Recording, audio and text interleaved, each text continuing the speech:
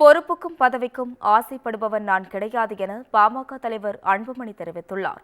பாட்டாளி மக்கள் கட்சியின் மாநில பொதுக்குழு கூட்டம் செங்கல்பட்டு மாவட்டம் மாமல்லபுரத்தில் உள்ள தனியார் நட்சத்திர விடுதியில் நடைபெற்றது.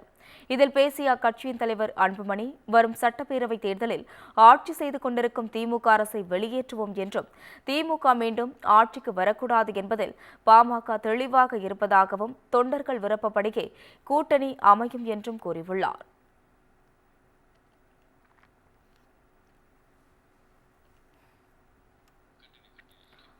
பொறுப்புகளுக்கும் பதவிகளுக்கும் ஆசைப்படுபவன் தான் கிடையாது என்றும், பதவி வேண்டும் என்று ஆசைப்பட்டிருந்தால் 15 ஆண்டுகளுக்கு முன்பே பெற்றிருக்க முடியும் என்றும் கூறினார். மேலும் ராமதாஸை இன்று சுற்றியிருப்பது குள்ளநரி கூட்டமா, தீய சக்திகளா என்று தெரியவில்லை என்றும், பாமகவில் நடக்கும் பிரச்சினைகளால் நீண்ட நாட்களாக தூங்க முடியாமல் தவித்து வருவதாகவும் வேதனை தெரிவித்தார். இதனிடையே பூம்புகாரில் நாளை பாமக மகளிர் மாநாடு நடைபெறவுள்ளது.